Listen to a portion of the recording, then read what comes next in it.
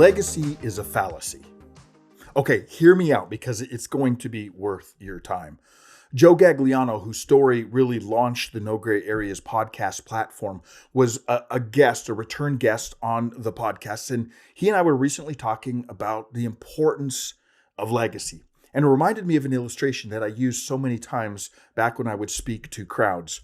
I would ask everybody in the crowd to stand up. So right now, as a listener, you can imagine maybe 1,000 people in the audience, and you hear them all stand up. And then I would say this. I would say, if you can remember the first and last name of your grandparents, remain standing. The first and last name of your paternal and maternal grandparents. So for me, it would be Earl and Betty Nystrom and Fred and Flora McCullough. I told them, if you can do that, stay standing.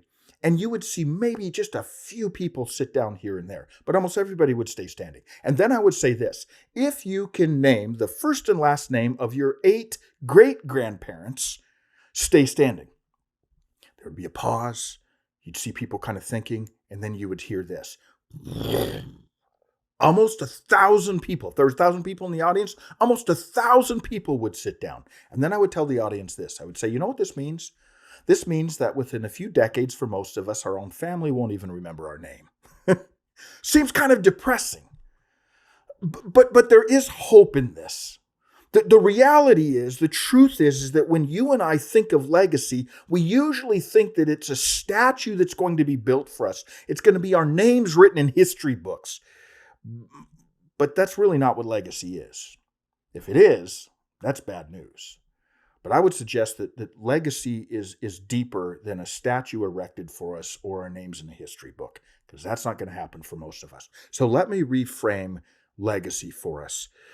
First of all, as I reframe legacy, we need to ask this question: who's my audience? See, again, history has proven, statistics prove, that most of us will be soon forgotten by almost everyone that we interacted with in our life. So the question is, when it comes to your legacy, who's your audience that you really care about? Who are the people that you truly want to leave things of value to? Who's your audience? Another way to reframe legacy for us is what is it? How would we define legacy? I listened to an interview recently with Tebow, and Tebow said this, such a great quote. He said, and I quote, "There's a big difference between inheritance and legacy. Inheritance is what you leave. Legacy is who you leave it in." This goes back to, again, who's your audience. Inheritance is something that you leave. It's resources that you leave. Legacy is who you leave it in. Who are the people in your audience that you truly want to leave a legacy with? I wrote my father-in-law and mother-in-law a letter recently. They're amazing people.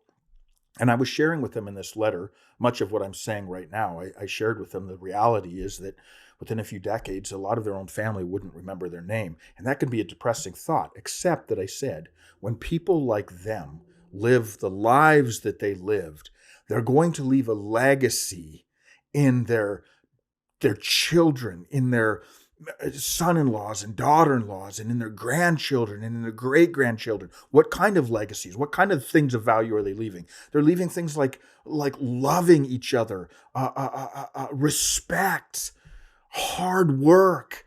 That's the kind of thing, that's the legacies that they're leaving. And even though future generations may not remember their name, future generations will be living out those qualities and characteristics of a healthy life because of the way they lived. That's legacy. Here's a definition that I like of legacy.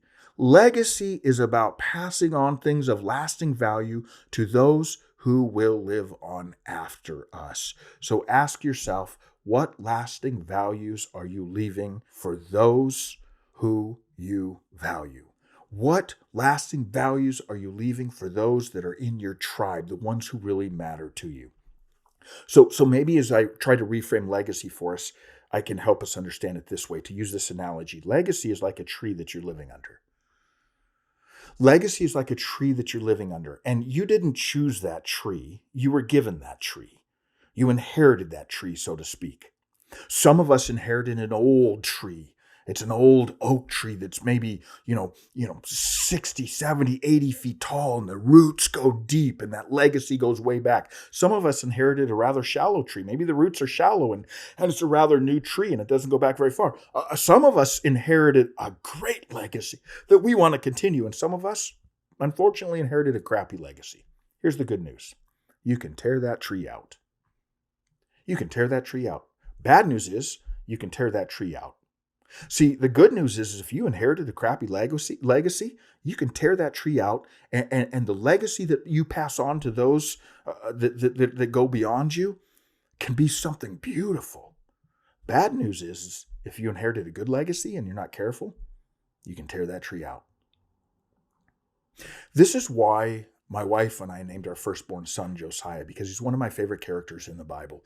Josiah was one of the only good kings in Israel. There was like 30-some kings, and almost all of them were evil, dysfunctional messes. But Josiah was a great king. Here's the interesting thing. Josiah did not inherit a good legacy. Josiah's father and grandfather were two of the most wicked kings. And when I was a young man and I was struggling with the legacy that I inherited, Josiah's story was a story of hope, because I realized that you can change your legacy. Josiah did.